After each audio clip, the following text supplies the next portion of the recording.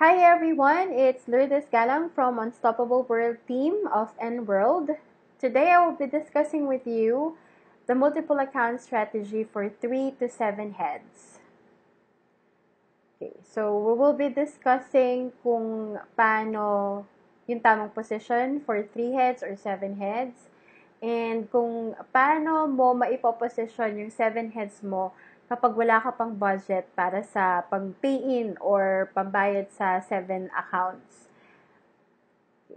So, ang strategy po natin, let's say for example, kung wala ka pang fund or budget, pero gusto mo na maging kompleto yung 7 heads mo at maging maganda pa rin yung structure or yung positioning, ang gagawin lang po natin ay maglagay muna tayo ng 3 heads dun sa ating account.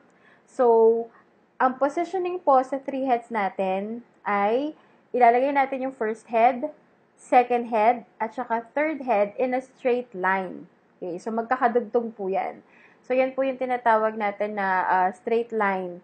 And kapag may income ka na or may budget ka na, may pondo ka na to place your 7 accounts, ito naman po yung magiging position ng ating 4th, 5th, 6th, at 7th head. Okay? So, ito po yung pinakamagandang structure for 7 heads. And, since kung wala pa po tayong budget para sa 7 heads natin, pwede po natin gawin yung 3 heads program para po makapag-build tayo ng complete na 7 head structure sa ating N-World business. Okay.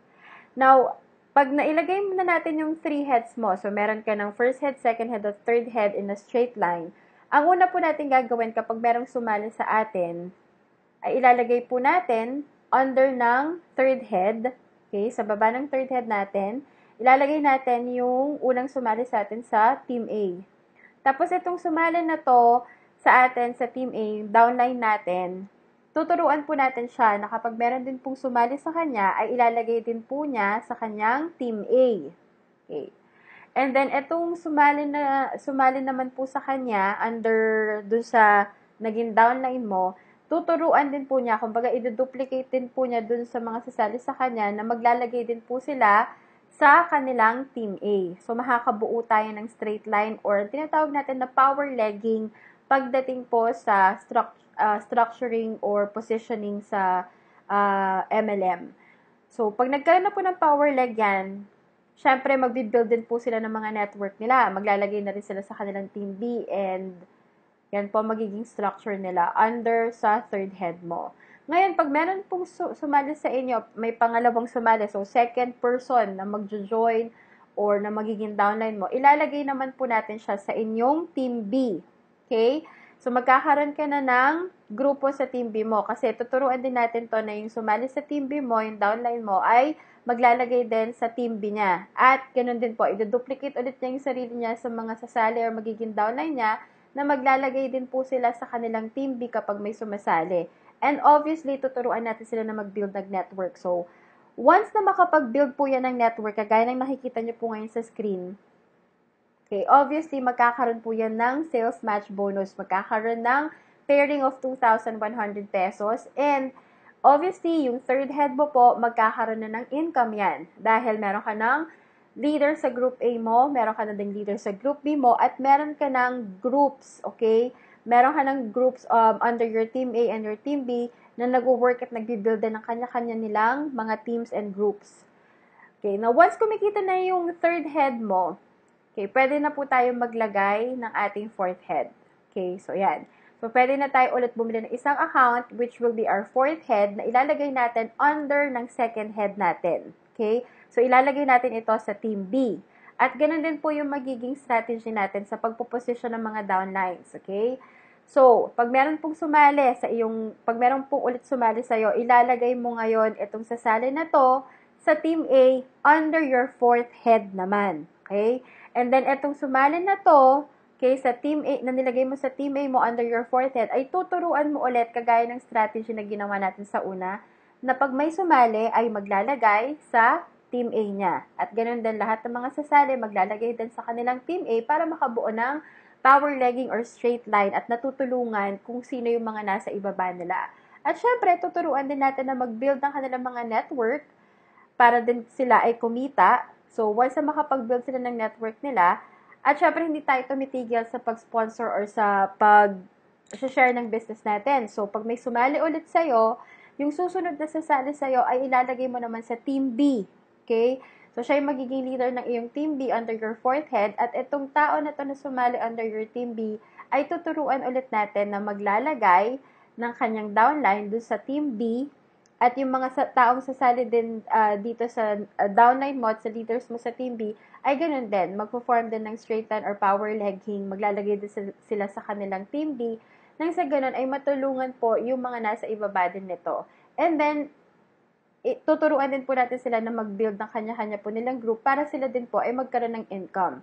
At kapag ganito ulit ang nangyari, pag both Team A mo at saka Team B mo ay nagkakaroon ng magandang income. So, bawat pair po yan, again, sales match bonus of 2,100 pesos per account. Aakyat po yung income na yan sa iyong fourth head. So, kikita na po yung iyong fourth head. At kapag kumikita na ang iyong third head at saka fourth head, ang mangyayari po niyan ay kikita na rin po yung iyong second head. Kasi nagkakaroon na ng sales match bonus sa third head mo at saka sa fourth head mo, nagkakaroon ng match yan na 2,100 pesos. Umaakyat po yan sa yung second head.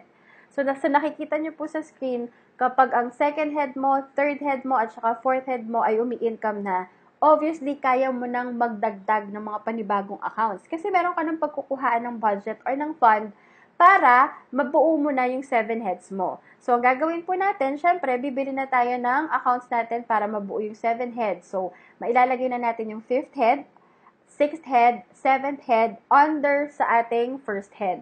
Okay? So, ganun din po ang strategy na gagawin natin. Uunahin po natin na lalagyan ulit ng downline ay yung ating 7th head. Okay? Now, paglagay nyo po ng 5th head, 6th head, at saka 7th head po ninyo, automatic may income po yan, may sales match bonus din po yan na 2,100 pesos. At aakyat po yan sa iyong first head. Okay? So, kakasimula mo pa lang na ilagay yung 5th head, 6th head, at 7th head mo sa iyong account para mabuo yung 7 accounts, meron ka na kagad income. Okay.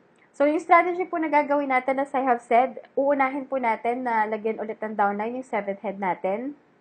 Okay, so pag may sumali dito, ilagay natin ito sa ating Team B, at yung sumali po na leader natin, under our 7th head sa Team B, ay tuturuan din natin na maglagay sa kanyang Team B. So, yung mga sasali din po ng mga downline, i-duplicate din po natin sa kanilang system and strategy na maglagay sa kanilang Team B para natutulungan po yung mga sumasali din sa kanila and makabuo ng power legging. Tapos, tuturuan na rin natin sila na mag-build ng kanilang network para kumita na rin po sila. So, maglalagay din sila sa kanilang Team A at saka sa Team B. So, once na makapag-build na po sila ng network nila, tapos meron ulit sumali sa inyo, ilalagay naman po natin yan sa Team A under your 7th head. Okay? So, sa nakikita nyo po, continuous po dapat ang pag-sponsor, pag-share ng business para continuous na meron po tayong mga nailalagay ng mga leaders sa ating mga accounts, okay? So ngayon, etong leader na nakuha natin ay nilagay natin sa Team A under our 7th head. Tuturuan din po natin kagaya ng same positioning and strategy. Tuturuan natin sila na mag-build ng team under their Team A, and tuturuan din natin sila na maglagay doon sa kabila nila para makapag-build sila ng network and syempre para kumita sila dito sa ating negosyo. So once na maging ganito na yung structure ulit natin sa Team A at sa Team B ng 7th head natin, syempre magkakaroon na tayo ng sales match bonuses of 2,100 pesos kada match po yan. At umaakyat po yan sa ating 7th head. And obviously, magkakaroon na po ng income ang ating 7th head. Okay? So, once na nagkakaroon ng income ang 7th head, sunod naman po natin na i-work out ay ang ating 6th head. Okay? So, once na may makuha ulit tayo na leader, syempre ilalagay natin yan sa Team B ng ating 6th head. Okay? And the same pa rin po, ituturo natin na yung mga sumasali dito, mga leaders, ay maglalagay din po sila ng downlines or yung mga napapasali po nila, ilalagay po nila under sa Team B nila. So, bawat sumasali, naglalagay sa Team B, nakakabuo po ng power legging. And then, ituturo po natin kung paano mag-build ng kanilang network para po nagkakaroon sila ng income. So, tuturuan na natin sila kung paano maglagay ng leader or downline sa kanilang team A at saka team B. So, once na natulungan na po natin yung ating leader sa team B na makapag-build ng kanyang network, sunod po na leader na sasali sa atin, syempre ilalagay na natin yan sa team A. At kapag ang team A ay nakapagpasali ng downline or leader, tuturuan natin tong leader na to na maglagay din yung susunod na sasali sa kanya, ilalagay din yung sa team A niya. At ganun po, duplication po ulit and duplication ng pag-build ulit ng network. So, once matulungan na natin si team leader natin ng team A na makapag-build ng kanyang network at ng kanyang group, syempre, yung 6th head mo, kikita na yan. So, sunod-sunod na sales match bonus ulit yan na 2,100 pesos. So, si 6th head ay kikita na rin. At kapag kumikita na si 6th head at saka si 7th head, sunod po niyan, yung 5th head natin magkakaroon na rin ng sales match bonus na tig to 2,100 pesos. So, ang mangyayari, si 5th head kumikita na rin. At kapag kumikita na po ang 3rd head, 4th head, 6th head at 7th head natin, obviously, si 2nd head at saka si 5th head ay kumikita na po.